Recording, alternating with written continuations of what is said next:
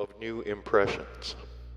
thanks to which blessing you have now, during your responsible life, no need of making any individual effort whatsoever. Speaking frankly,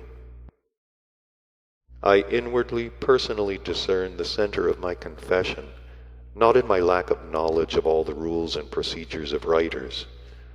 but in my non-possession of what I have called the bon ton literary language, infallibly required in contemporary life, not only from writers, but also from every ordinary mortal. As regards the former, that is to say, my lack of knowledge of the different rules and procedures of writers, I am not greatly disturbed. And I'm not greatly disturbed on this account, because such ignorance has already now become in the life of people, also in the order of things. Such a blessing arose and now flourishes everywhere on earth, thanks to that extraordinary new disease, of which for the last 20 to 30 years, for some reason or other, especially the majority of those persons from among all the three sexes fall ill, who sleep with half-open eyes and whose faces are in every respect fertile soil for the growth of every kind of pimple. This strange disease is manifested by this, that if the invalid is somewhat literate and his rent is paid for 3 months in advance, he, she, or it unfailingly begins to write either some instructive article or a whole book. Well, knowing about this new human disease and its epidemical spread on earth, I, as you should understand, have the right to assume that you have acquired, as the learned medicos would say, immunity to it, and that you will therefore not be palpably indignant at my ignorance of the rules and procedures of writers. This understanding of mine bids me inwardly to make the center of gravity of my warning my ignorance of the literary language, in self-justification, and also perhaps to diminish the degree of censure in your waking consciousness of my ignorance of this language indispensable for contemporary life. I consider it necessary to say, with a humble heart and cheeks flushed with shame, that although I too was taught this language in my childhood, and even though certain of my elders who prepared me for responsible life constantly forced me, without sparing or economizing, any intimidatory means to learn by rote the host of various nuances which in their totality compose this contemporary delight, yet, unfortunately, of course, for you, of all that I then learned by rote, nothing stuck and nothing whatsoever has survived for my present activities as a writer. And nothing stuck, as it was quite recently made clear to me, not through any fault of mine, nor through the fault of my former respected and non-respected teachers, but this human labor was spent in vain, owing to one unexpected and quite exceptional event which occurred at the moment of my appearance on God's earth, and which was, as a certain occultist well known in Europe explained to me after a very minute what is called psycho-physico-astrological investigation, that at that moment, through the hole made in the window pane by our crazy lame goat, there poured the vibrations of sound which arose in the neighbor's house from an Edison phonograph, and the midwife had in her mouth a lozenge saturated with cocaine of German make, and moreover not ersatz, and was sucking this lozenge to these sounds without the proper enjoyment. Besides, from this event, rare in the everyday life of people, my present position also arose because later on in my preparatory and adult life, as I must confess, I myself guessed, after long reflections, according to the method of the German professor Herr Stumpfenschmausen,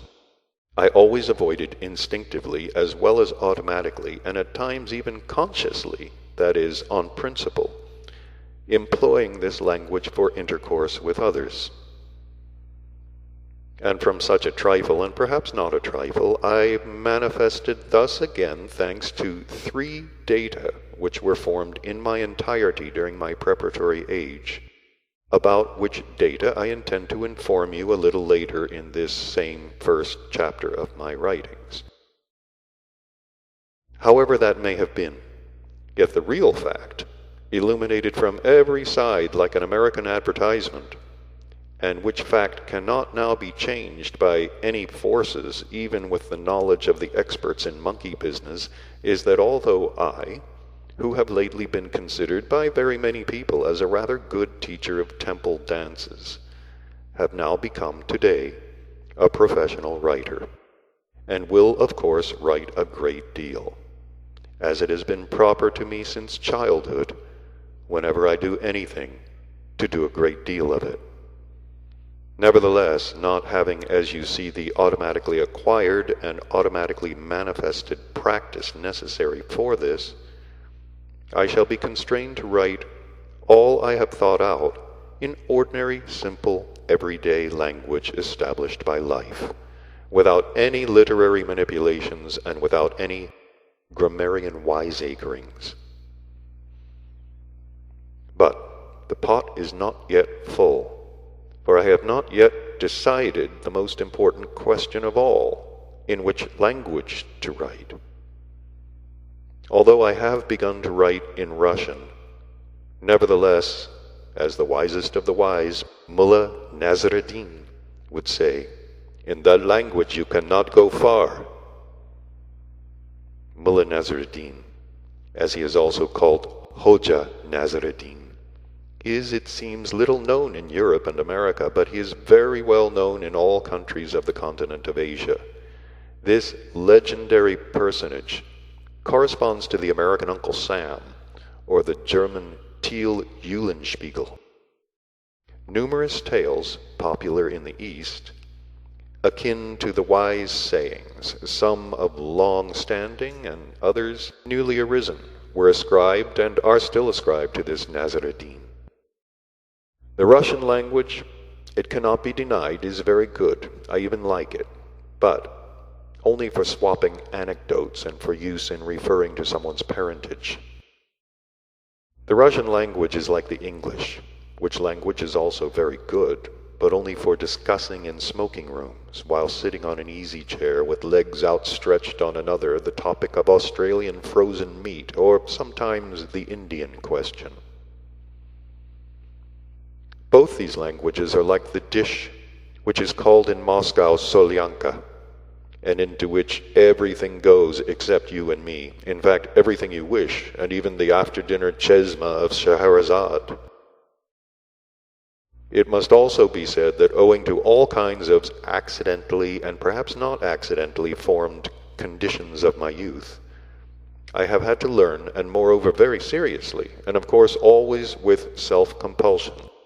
to speak, read, and write a great many languages, and to such a degree of fluency that if in following this profession unexpectedly forced on me by fate, I decided not to take advantage of the automatism which is acquired by practice, then I could perhaps write in any one of them. But if I set out to use judiciously this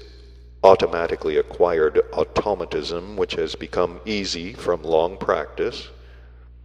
then I should have to write either in Russian or in Armenian, because the circumstances of my life during the last 2 or 3 decades have been such that I have had, for intercourse with others, to use and consequently to have more practice in just these 2 languages,